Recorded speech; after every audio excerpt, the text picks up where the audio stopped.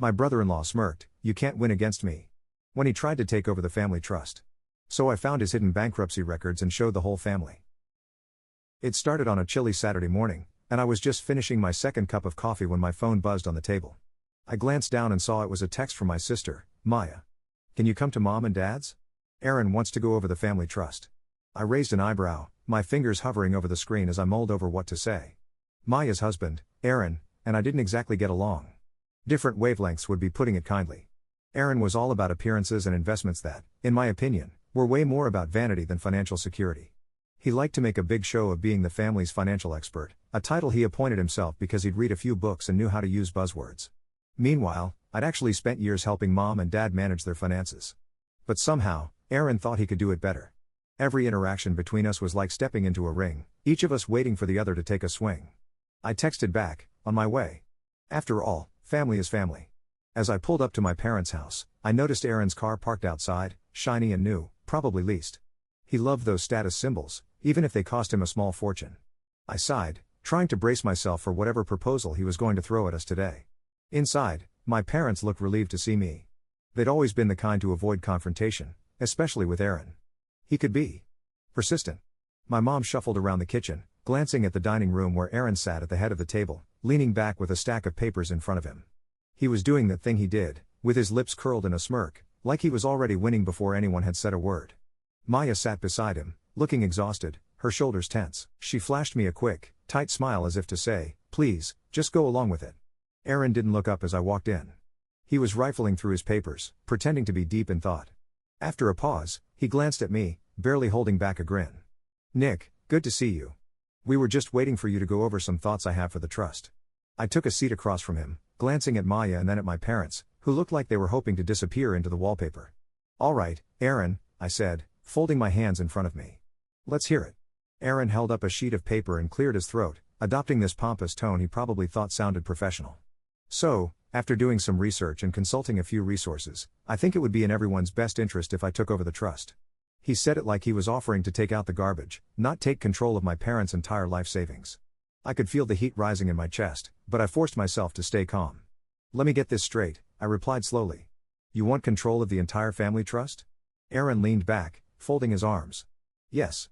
I mean, not to be blunt, but it's not exactly like anyone else here has the experience I do with investments.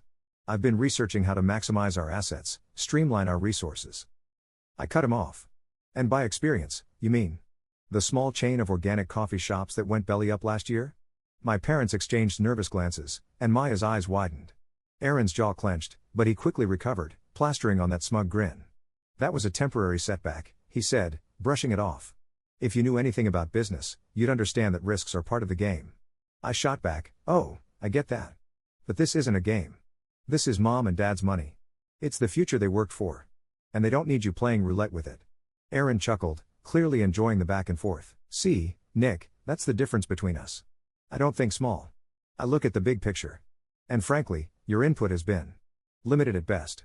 I'm just offering to take this weight off everyone's shoulders." Mom, sensing the rising tension, spoke up softly, "Aaron, we appreciate you taking an interest, really. We've been managing okay, haven't we, Nick?" Aaron's expression hardened. "With all due respect, Donna, that's not exactly true. I've reviewed the trust details, and there are a lot of things that could be optimized." I could feel my patience snapping. "Optimized? Aaron, you've barely been part of this family long enough to know how Mom and Dad handle their affairs. What makes you think you're suddenly qualified to take the reins?" Aaron leaned forward, smirk in full force. "Because, Nick, I'm the only one here who knows how to handle real money." Dad cleared his throat, his voice strained. "We just want what's best for the family. If there's a way to make things better, we thought it wouldn't hurt to consider it." I could see my parents were trying to avoid a fight, but I knew I couldn't let Aaron bulldoze them into this. "Aaron," I said, holding his gaze, "I think you need to be honest about why you're pushing so hard for this.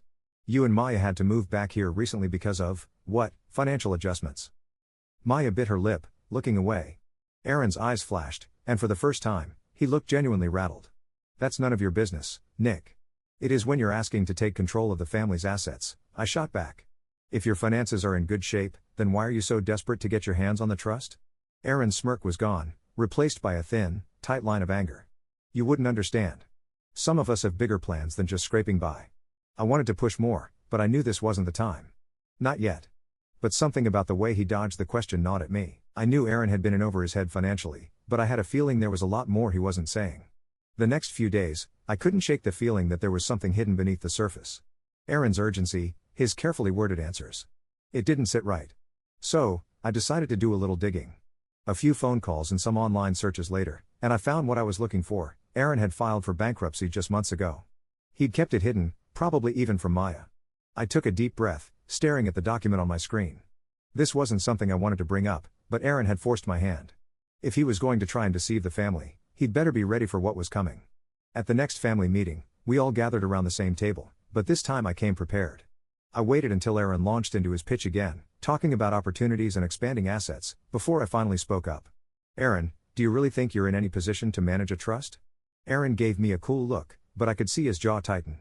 I don't know what you mean by that, Nick. I pulled out the printouts of his bankruptcy filing and slid them across the table. I think you know exactly what I mean. Maya gasped, her face turning white as she looked at the papers. Aaron, what? What is this? Aaron glanced at the papers, trying to keep his composure. Maya, it's nothing. Just a business decision. I needed to restructure things, that's all. Business decision? I scoffed. You're broke, Aaron. And you didn't tell any of us.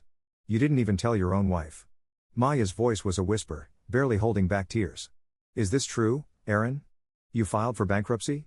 He looked at her, desperation in his eyes. Maya, it's not as bad as it sounds.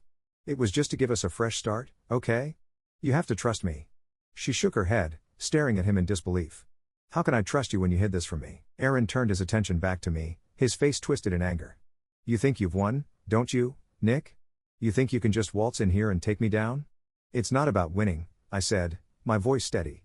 It's about protecting this family. You're not trustworthy, Aaron. You tried to deceive all of us. He stood up, slamming his hands on the table. This isn't over, Nick. You'll regret this. But I met his glare with calm defiance. No, Aaron. For once, the family sees who you really are. And you can't hide behind your smirk anymore. He stormed out, slamming the door behind him, leaving Maya in tears and my parents shaken. The silence hung heavy in the air, each of us processing the fallout of Aaron's lies. In the days that followed, Maya took time away from Aaron, needing space to figure out where she stood. My parents were shaken, but ultimately grateful that they'd seen the truth before Aaron could take control. And as for me, I felt a strange sense of peace. For the first time, I'd protected my family in a way that mattered. And maybe, just maybe, we could finally move forward without Aaron's shadow looming over us. The weeks that followed were tense, and the family dynamics had completely shifted. Aaron's arrogance had finally caught up with him, and the walls he'd built around his lies were crumbling.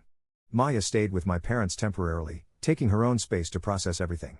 My mom doted on her, making her tea and offering quiet support, while Dad was around for the occasional pep talk, reminding her that family was family, and that we had her back. Aaron, meanwhile, hadn't stopped trying to spin the narrative. He went from begging Maya to come home to trying to convince my parents that his bankruptcy was strategic and that he could still help with the trust, despite everything. My parents mostly ignored his calls, and when he tried texting, I was the one they turned to, asking, Nick, what should we say? The more I thought about it, the more I realized that Aaron was still clinging to his delusions of grandeur, and if I knew him as well as I thought I did, he wasn't going to give up without a fight. And that's when an idea started to form in the back of my mind. Something that would make sure Aaron knew, once and for all, that he had messed with the wrong family. The final push came one afternoon when Maya came into the kitchen, her face pale, clutching her phone. Nick. Look at this, she said, her voice shaking. She showed me a text Aaron had sent her, claiming that if she didn't convince my parents to reinstate him in the trust, he'd have no choice but to pursue legal action. He'd threatened to sue his own wife and her family, somehow convinced that he'd get a payout by force. Enough, I muttered, clenching my fists. If he wants to play dirty, then we're going to show him exactly what that looks like. Maya raised an eyebrow, clearly worried but curious. Nick, what are you planning? I gave her a reassuring smile. You'll see. Just make sure you're prepared, okay? This ends now. The plan. Over the next week, I put my idea into motion. First, I had my friend Jen, a private investigator, pull together a comprehensive report on Aaron's financial history. It was worse than I'd imagined: failed business ventures, outstanding debts, multiple high-interest loans he'd taken out in Maya's name without her knowledge. And then the real kicker, a lien on a luxury condo in Scottsdale he'd apparently bought with money he didn't have. Next, I reached out to a family lawyer I knew through work, Mr. Gregory, who happened to be ruthless when it came to protecting family assets. He helped me draft a formal letter for my parents, confirming that Aaron had no legal claim to the family trust and advising them to file for a restraining order if Aaron continued to harass them. My parents were hesitant at first but, after seeing all the documentation I'd gathered, agreed to go through with it. Then, I pulled together every single piece of evidence, and I made sure that Maya and my parents were ready for what was about to unfold. I knew Aaron's ego was his greatest weakness, and I planned to hit him where it hurt. The confrontation. The following Saturday, I invited Aaron to meet us at my parents' house, framing it as a final chance to talk things over. He arrived wearing his usual smug grin, convinced he was going to win everyone back to his side. He didn't even look at me when he walked in. Instead, he went straight to my parents. "So, I assume you've all come to your senses?" he said, flashing that infuriating smile. My mom shook her head, her expression steely for once. "Aaron, sit down. We have something to discuss." He paused, thrown off by her tone, but sat down anyway, trying to recover his confidence. I stood in the corner, watching him closely. Maya was the first to speak.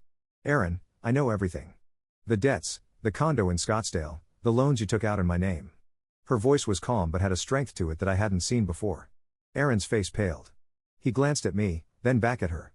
"Maya, sweetheart, I can explain." She held up her hand, cutting him off. "Don't. I trusted you. I stood by you through everything, and you repay me by lying? By trying to manipulate my family into giving you more money to burn?" Aaron was silent, his confidence shaken. My dad cleared his throat. "Aaron, we thought you were family. But we won't be manipulated. Nick has shown us everything, and we've had a lawyer confirm that you have no claim to the trust. If you continue to harass us, we'll have no choice but to pursue a restraining order." Aaron's eyes flashed, a desperate, cornered look. "You can't do this to me. I did everything for this family. This is how you treat someone who was just trying to help?" I stepped forward, handing him the report I'd put together. "Oh, I think you helped yourself, Aaron. But you won't help yourself to any more of our family's money. That's over." He glared at me, trying to regain some semblance of authority. "You think you're clever, don't you, Nick? Trying to tear me down in front of everyone?" I didn't flinch. "This is about protecting the people who matter. And right now, that's not you." Maya stood up, looking directly at Aaron. "I'm filing for divorce, Aaron. This was the last straw. I'll be staying here with my family, where I actually feel safe." For a moment, Aaron looked like he might argue, but then he seemed to deflate, his shoulders slumping. He stood, mouth open, but no words came out. He'd run out of defenses, run out of people to manipulate. He shot me one last venomous glare. "This isn't over, Nick. You'll regret this." But I only shook my head. "No, Aaron.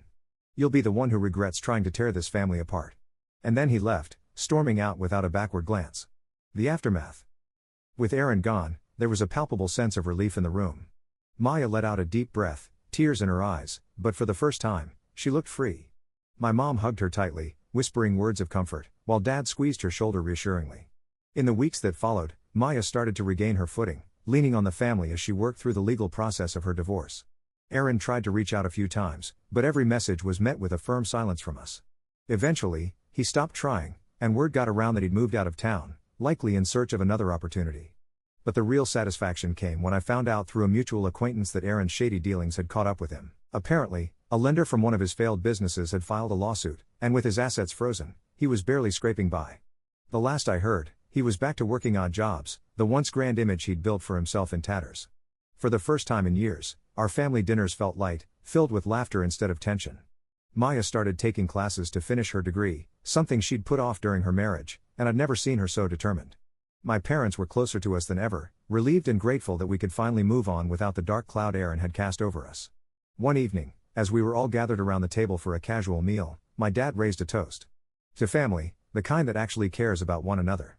We all clinked glasses, and I couldn't help but feel a deep sense of peace. Aaron's manipulation had driven us to the brink, but in the end, it brought us closer together.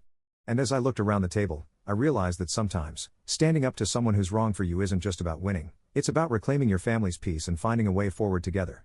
Aaron was out of our lives, and we'd come out stronger on the other side.